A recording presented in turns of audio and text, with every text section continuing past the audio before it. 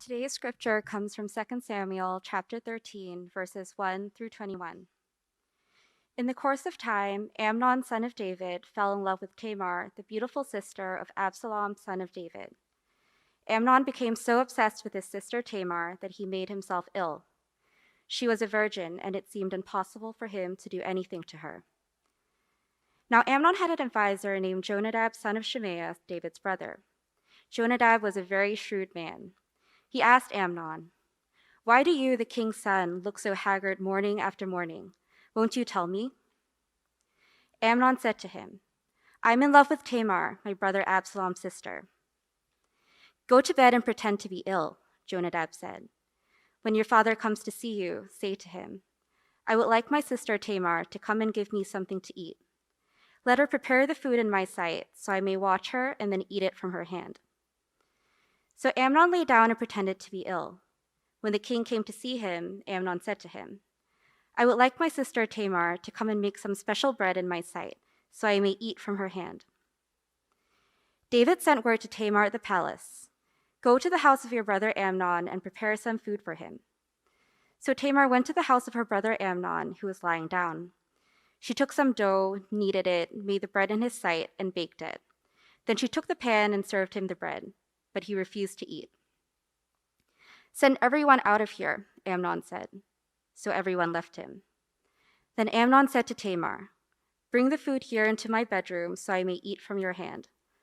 And Tamar took the bread she had prepared and brought it to her brother Amnon in his bedroom. But when she took it to him to eat, he grabbed her and said, "Come to bed with me, my sister." "No, my brother," she said to him. "Don't force me. Such a thing should not be done in Israel. Don't do this wicked thing. What about me? Where could I get rid of my disgrace? And what about you? You would be like one of the wicked fools in Israel. Please speak to the king. He will not keep me from being married to you." But he refused to listen to her, and since he was stronger than she, he raped her. Then Amnon hated her with intense hatred. In fact, he hated her more than he had loved her.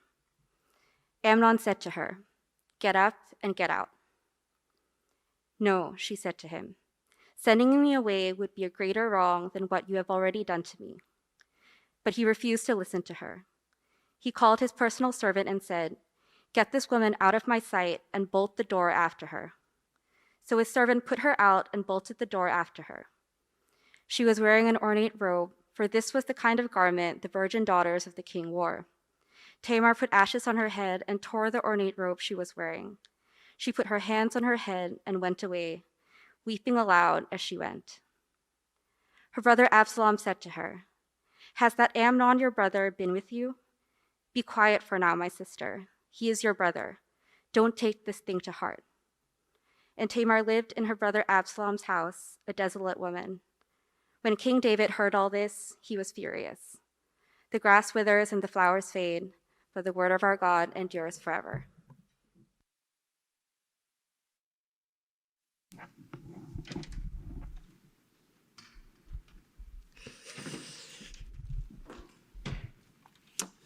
In 2015, 19-year-old Brock Turner sexually assaulted an unconscious girl named Chanel Miller behind a dumpster.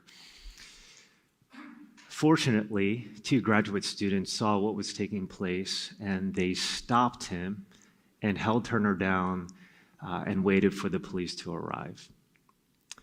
When the 19-year-old Brock Turner was in front of the judge, and the judge seeing how young Turner was and that he had his whole life ahead of him, he mercifully sentenced Turner to 6 months, from which he only served 3 months for his good behavior. After all, his father said that it was only 20 minutes. If you're joining us for the first time today, we're doing a series called Caring Well. And the reason why we're doing this series is because we want to create a safe space from abuse, and we want to create a safe space for victims of abuse. And the reason why I think this is so important is because study after study shows that 1 out of 4 women have been sexually assaulted. or abused. 1 out of 6 men have also been sexually abused at one point in their life. And if you're a college student, please listen to me when I say this. Most sexual abuse cases take place sometime in high school or in college. So this is something that could easily happen. Study after study shows also that despite the fact that movies like Spotlight rightfully put the spotlight on the Catholic Church, did you know that the top 3 Protestant insurance companies receive more reports of sexual assault than Catholic insurance companies? There are more assaults that take place in the Protestant church than actually in the Catholic Church. The number one reason why religious institutions are held liable in federal court is because of the way sexual abuse was mishandled. Dan Hollander quotes a recent survey where victims were asked a question, what resource they thought would be the most helpful after they experienced abuse. And the number one resource that victims thought would be the most helpful was the church and religious institutions. When victims were asked a follow-up question, what actually ended up being the most helpful for you? The church and religious institutions were dead last. So you know what that means? What that means is that Exilic, we have to be different. And we have to be better. And the way that we're going to do this then is by building a theology on things like power, abuse, justice, and shame. And the reason why we want to build a theology on these heavy topics is because what we know shapes what we do. Okay? The less we know, the less we do. The more we know, the more we will do. So we want to build a theology on things like power, abuse, shame, and a sense of justice. And today we're going to be taking a look at one of the most troubling stories in the Bible, and that is the story of Tamar and Amnon. Take a look with me at verses 1 to 2. In the course of time, Amnon, son of David, fell in love with Tamar, the beautiful sister of Absalom, son of David. Amnon became so obsessed with his sister Tamar that he made himself ill. She was a virgin, and it seemed impossible for him to do anything to her. To give you some context in this story, Amnon is the first child of the king, King David. So he is quite literally a prince. And this prince is sick with love. Now, there are certain situations where when someone is sick with love, it can come across very, very romantic. But this is not one of those stories. What Amnon is experiencing is not love, but a bastardized version of love, and that is lust. And we know that because Amnon, what he's thinking about is not what he could do for Tamar, so much as he is thinking about what he can do to Tamar. But despite his strong feelings, he has no plan on how to pursue her until he gets the help from an advisor named Jonadab. And in verse 3 to 5, it says this: Now Amnon had an advisor named Jonadab, son of Shemaiah, David's brother. Jonadab was a very shrewd man. He asked Amnon, "Why do you, the king's son, look so haggard morning after morning? Won't you tell me?" Amnon said to him, "I'm in love with Tamar, my brother Absalom's sister." "Go to bed and pretend to be ill," Jonadab said. "When your father comes to see you, say to him, 'I would like my sister Tamar to come and give me something to eat. Let her prepare the food in my sight so I may watch her and then eat it from her hand.'" Jonadab here is described as a very shrewd man. And when you hear the word shrewd, it's hard not to think about Genesis chapter 3, where a serpent is described as very shrewd and very crafty.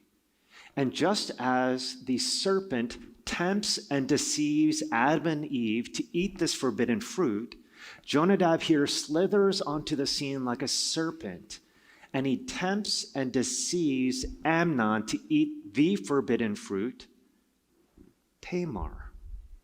And in verses 10 through 11, it says this: Then Amnon said to Tamar, "Bring the food here into my bedroom so I may eat from your hand." And Tamar took the bread she had prepared and brought it to her brother Amnon in his bedroom. But when she took it to him to eat, he grabbed her and said, "Come to bed with me, my sister." One of the things that we all have to know about assault is that when sexual assault takes place, it is very, very rarely done from someone we do not know. Very rarely a stranger. Almost always it is by someone that we actually do know. A family member, an aunt, uncle, mom or dad, cousin, the church, someone in the church that we know, a coworker, a peer, a friend. It is almost always someone that we know. And that's significant to understand, because when we understand that it is almost someone we know, that informs what we do. So I'll give you an example of this. Let's say we finally get a church building or something like that, and we build a playground. Because we want to keep our kids safe, what do? We build a large fence around the playground so no one gets kidnapped or anything like that. Now, that's not a bad thing to do, building a fence around the playground. But if that's the only thing that we do, we've built the wrong fence. Why? Because most assault cases don't happen from the outside, but most cases actually happen from the inside. What the church should do is not just build a fence to protect kids from outsiders, but also from insiders as well. So when we understand that, that shapes the way that we do our protocols and our policies. And that also goes for our church as well. If you want to create a safe space from abuse, we have to think about the dynamics of sin. So on the one hand, the church is a family. On the other hand, we have to be realistic about our natures. Because on the one hand, we're all saints. On the other hand, we're also sinners. And we have to be real about the dynamics of sin as well. And here, Tamar is grabbed by her half-brother Amnon. They shared the same father, King David, but they had different mothers. But chances are they both grew up in the palace together. They knew one another, but Amnon is able to isolate her in his room. And he grabs her in verse 12 to 14. She responds by saying, "No, my brother," she said to him, "don't force me. Such a thing should not be done in Israel. Don't do this wicked thing." But he refused to listen to her. And since he was stronger than she, he raped her. Very simple definition of sexual assault is any form of contact: groping, grabbing, fondling, spooning, forcing a kiss, any form of contact without consent. And do we see any consent here? No. She says no. She says don't. Multiple times she tells him to back off. But he doesn't listen. Instead, what does Amnon do? He misuses his power. And that's what abuse is. Abuse is the misuse, not the right use of power, but the misuse of power. We know that he politically has power as a prince, but he misuses it with his advisor Jonadab and with his servant is going to do eventually. So he misuses his political power, but not only that, he misuses his physical power. Because he is stronger than her, he ends up raping her. But here Amnon not only traumatizes her by raping her, but he adds to her trauma. In verses 15 to 18, it says this: "Then Amnon hated her with intense hatred. In fact, he hated her more than he had loved her. Amnon said to her, 'Get up and get out.' 'No,' she said to him. 'Sending me away would be a greater wrong than what you have already done to me.' But he refused to listen to her. He called his personal servant and said, 'Get this woman out of my sight and bolt the door after her.' So his servant put her out and bolted the door after her. She was wearing an ornate robe, for this was the kind of garment the virgin daughters of the king wore. If it wasn't enough that Amnon raped Tamar, he adds to her trauma by kicking her out, having the servant kick her out and bolting the door right after her. Here, there is no sign of remorse. There's no sign of contrition. There is no sign of confession. Instead of hating what he had just done, instead of hating his sin, he ends up hating Tamar with intense hatred. And his lust eventually leads to rape, and his rape eventually leads to a form of intense hatred. And here again, it's really important to understand the dynamics of sin. Very rarely is sin an isolated thing. It almost always comes together in a package, a bundle. His lust leads to rape, his rape leads to intense hatred. The only way of cutting off the chain of sin is confession. But do we see any form of confession here? No, we don't. Whenever we sin, there is almost always a fork in the road. We can take the right path through confession, or we can take the wrong path by becoming more stubborn and more proud. And what path does Amnon choose? He chooses the path of no repentance. And as a result of that, he is filled with hatred. But not only is Amnon's heart filled with a sense of hatred, now Tamar's heart is filled with a sense of disgrace. In verse 19, Tamar put ashes on her head and tore the ornate robe she was wearing. She put her hands on her head and went away, weeping aloud as she went. Tamar's outward behavior here is pointing to her inward feelings. She takes a fistful of ashes from a fire, and pours it on her head. Ashes were a sign of humiliation and disgrace, and this is exactly how Tamar feels. She takes her ornate robe, which is a symbol of her elevated status and royalty, and she tears it apart because she has not been honored, but she has been dishonored. And last but not least, she takes her hands and she puts it over her head because of the shame that she experiences because of what just took place. Perhaps this is the reason why the existentialist philosopher Jean-Paul Sartre referred to the experience of shame as a hemorrhaging of the soul. Now, let me explain a little bit why it feels like such a hemorrhaging when you experience shame. There are a lot of different words for love in Hebrew. One word is the word dode. And dode simply means not the mingling of two bodies, but the mingling of two souls. This is why there's no such thing as casual sex. Because when you have sex, there are two souls that are being mingled together. And as a result, this can be a very glorious thing, or it could be a very, very traumatizing thing. Okay, so I'll give you an example. I've broken multiple bones playing sports growing up. I have 2 screws on my right wrist. I've broken my left arm. My bone was like protruding out of my arm. But you know what? It didn't traumatize me when I broke my bones.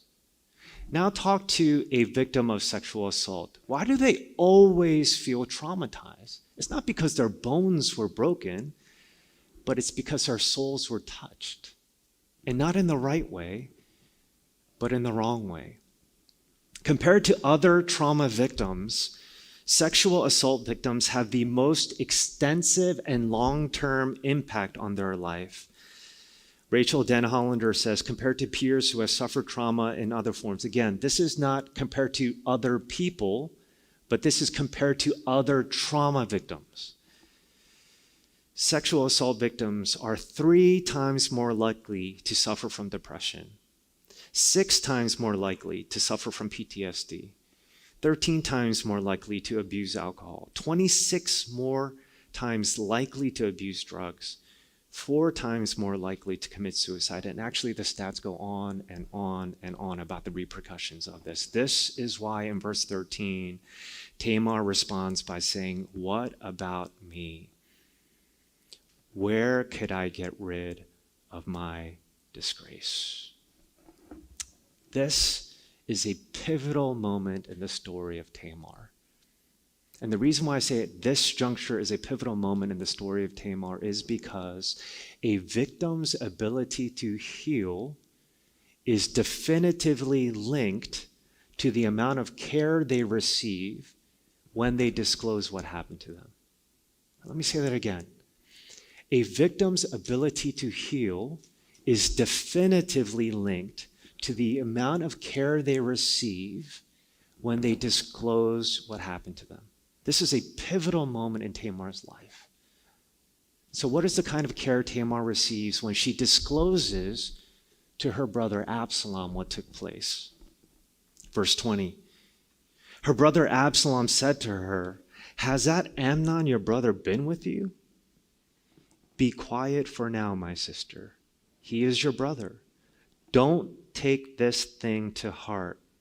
And Tamar lived in her brother Absalom's house, a desolate woman. There are two things, two pieces of wisdom that Absalom gives to his sister. The first is be quiet. Shh. We don't want this to get out. This is going to seem like we're an episode of The Crown, that like we're some kind of dysfunctional royal family.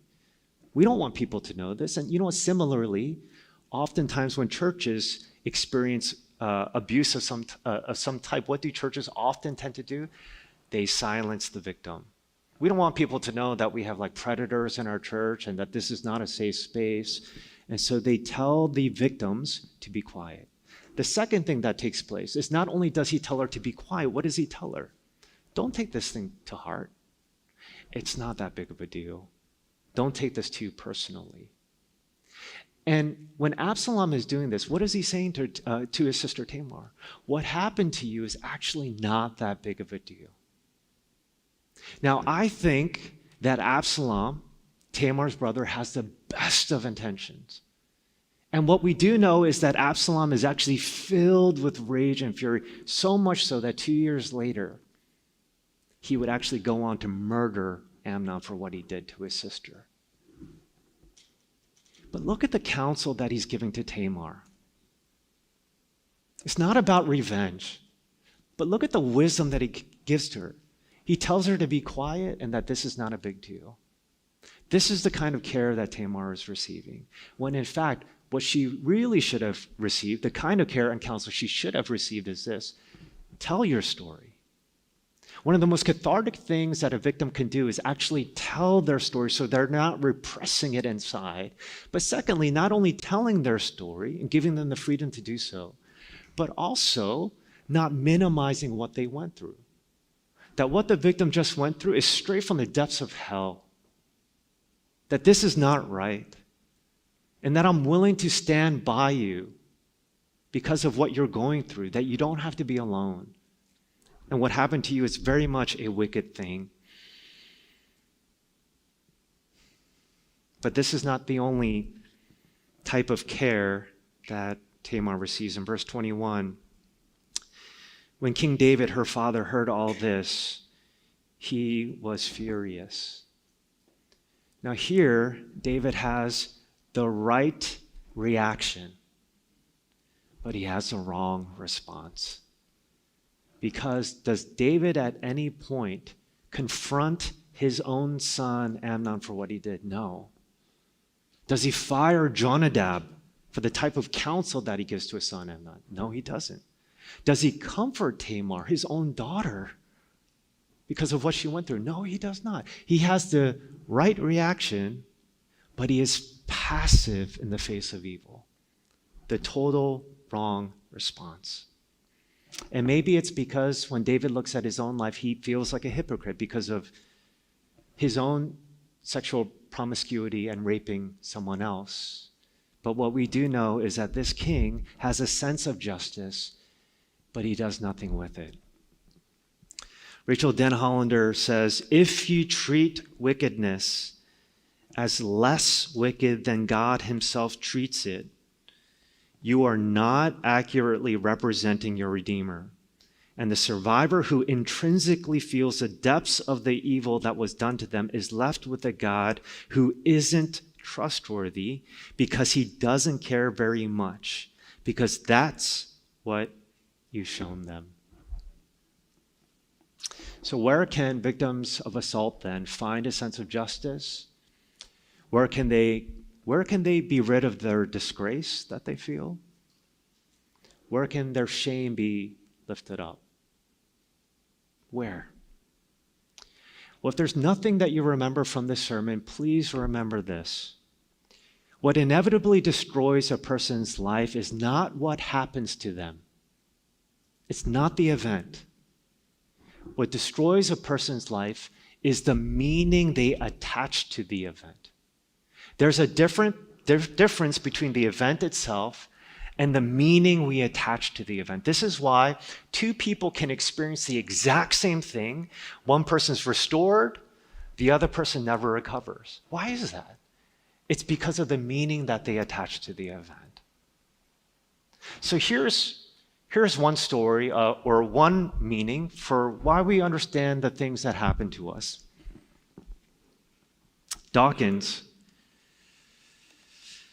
Richard Dawkins says this: the total amount of suffering per year in the natural world is beyond all decent contemplation.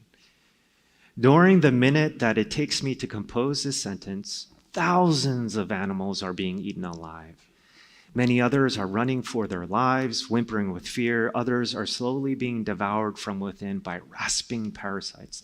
Thousands of all kinds are dying of starvation, thirst, and disease. It must be so. In a universe of electrons and selfish genes, blind physical forces, and genetic replication, some people are going to get hurt. Other people are going to get lucky. And you won't find any rhyme or reason in it, nor any justice. The universe that we observe has precisely the properties we should expect if there is, at bottom, no design, no purpose, no evil, no good, nothing but pitiless indifference. This is the secular meta-narrative. Now, when something happens to us where we're traumatized, we can intertwine our lives with the Darwinian meta-narrative. But there is no rhythm, rhyme, nor justice to what takes place. It's just bad luck. That's all it was. But I think here, this is where Christianity offers a different kind of meaning and a story that we can attach to the events that take place in our lives. So what is the Christian story? Very simply, the Christian story says that the world that we live in is full of evil, sin, and suffering. But evil, sin, and suffering is not just out there, but it's also in here. Sin is not just a power that is over us. Sin is also something that is inside of us. It is part of our nature. And what that means in the Christian story is that we will hurt other people. Other people will also hurt us. We are a bunch of porcupines that are constantly pricking one another in life. But here's also what you have to understand about abuse. When abuse takes place in your life, it is never because of your sin. You did nothing to deserve that. You are not to be blamed. When you experience abuse, it is not because of your sin so much as the sin of another person that they are putting on you. But here's also where the Christian story does not end. Because there is a place that we can go to find healing, be rid of our disgrace, and be rid of our shame. In Isaiah 9, 6 and 7, it says this: "For to us a child is born, to us a son is given, and the government will be on his shoulders. He will reign on David's throne. And over his kingdom, establishing and upholding it with justice and righteousness from that time on and forever." The prophet Isaiah is talking about a child from the line of David who's not like Amnon, who's not like Absalom, who's not like David, but someone that is far better. A child who actually cares about justice and righteousness and is not passive in the face of evil, but actually does something about it. And what this verse is ultimately pointing to is Jesus Christ. As troubling and as disturbing as the doctrine of hell is, hell is a symbol of God's justice. Hitler will not, by committing suicide, in a secular narrative, there is no final retributive justice. He gets away with what he did, but in God's story, in the Christian story, he does not get away with what he did. There is a sense of final retributive justice. But that is also haunting for every one of us as well, because the truth of the matter is every one of us in this room have misused power at one point in our lives. We have not always used our power in the right ways, but we have also abused others as well. But on the cross, what do we see? We see the perfect justice of God. Like a dried up sponge soaking up water. What does Jesus do on the cross?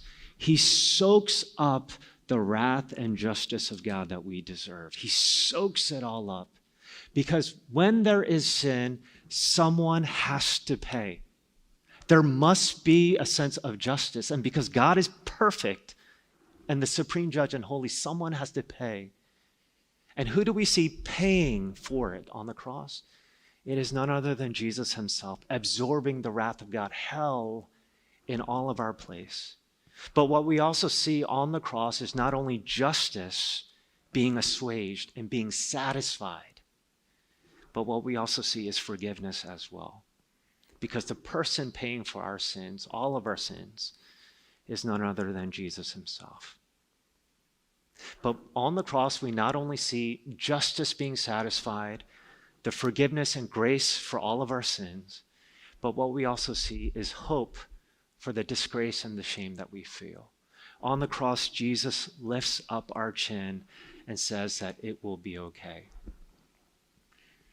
Lori Ann Thompson,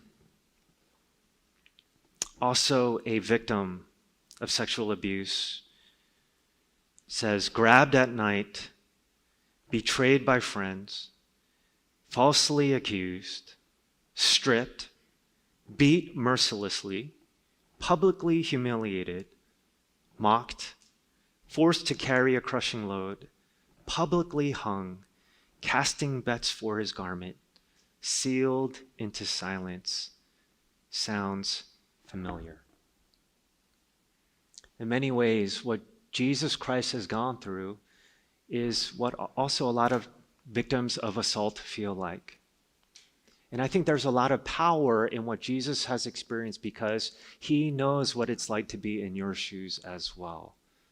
But Hebrews 12 says that for the joy set before him, and that joy was you, he willingly endured assault. He willingly entered into our trauma. For the joy that was set before him, he endured the cross. And what does it say? He despised and scorned its shame. In other words, he didn't let his shame swallow him up and become his identity. Rather, he looked down on his shame. He was born in shame in a manger. He lived in shame. He died in shame. And yet he scorns it. He despises it. And the reason why he's able to do this is because he does not let this become his identity, nor does he let it become his future. And what do we see happen 3 days later? Does he rise in shame? Rather, he rises in glory in a glorious new body. There is resurrection on the other side. This is why Jesus doesn't let what happened to him become the main part of his story. But there is more to come. And similarly, when you are a victim of assault, you have to know that this can also be a part of your story. You don't have to let the shame that you've experienced become your full identity. Rather, you can scorn it and despise it. And the reason why this is not your fault, this is not your identity, this is not your future, is because when you intertwine your life with his story, there is also resurrection for you on the other side as well. There is a future for you as well. There's a story, there's a musical called Man of La Mancha. And in the musical, there's this man that thinks he's Don Quixote. So he walks around, he thinks he's on some kind of adventure. And so he meets a woman on the street who's a part-time prostitute. And when you take a look at her, she's filthy, she's dirty. And she also not only looks like trash, but she feels like trash. But Don Quixote goes up to her and he says, what's your name? And she says, my name is Aldonza. And he says, no, that's not your name. And he says, your name is Dulcinea, my sweetness. And she says, no, you don't know who I am. That's not who I am. And he says, no, you are not Aldonza, you are Dulcinea. And over again, he keeps calling her my sweetness, my Dulcinea. And towards the end of the story, when Don Quixote is sick and about to die, she charges into the home and everyone is trying to stop her and they're calling her bad words like slut and things like that, telling her to shoo away. But she barges in because she has to find him because he's changed her life. And when you now look at the complexion of Dulcinea, she's completely different. And she wants to barge in because he's changed her life. Now, how did he do that? He changed her life because he renames her and gives her a new identity. What is the only antidote for shame? Love. And it's not self-love, complimenting yourself, looking in the mirror and saying all these positive statements about yourself. No, the only way to lift your shame is when someone else's love for you is even more intense than the hatred that you've experienced. And what do we see Jesus doing on the cross? It's the perfect form of love. There is no greater love than someone dying for you. And when he does that, he gives you a new name, a new identity as a child of God, and he gives you a new future. Jesus is the elder brother that Amnon was not. Amnon forces himself on Tamar, but Jesus never forces himself on us. He does want to be in a relationship with us, but that choice is up to you, whether you want to be in a relationship with him. Amnon misused his power for himself, but Jesus uses his power to serve us. Amnon came to bring shame, but why does Jesus come to enter into our shame and to lift our shame? So where can then we find healing? Where can we find our disgrace removed? Where can we find our future?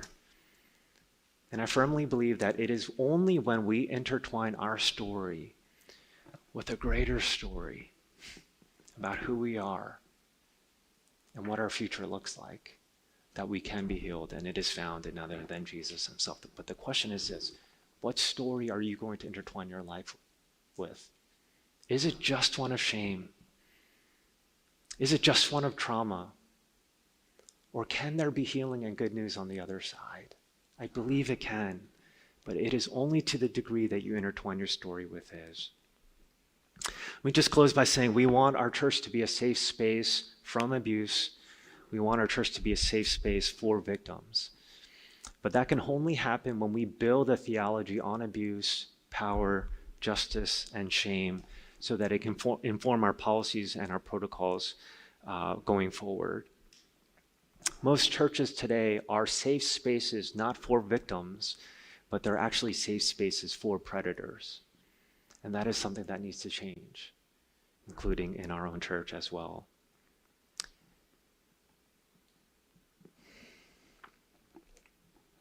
I realize that the sermon can be triggering for many of us, but I want you to know that we are here for you. There are some concrete action steps that we are going to take with our Caring Well initiative, but we want you to know that we care and that we want to be different, we want to be better, and we can be, because Jesus cares about justice, he cares about lifting our shame, and he cares about us being healed. Let's pray together.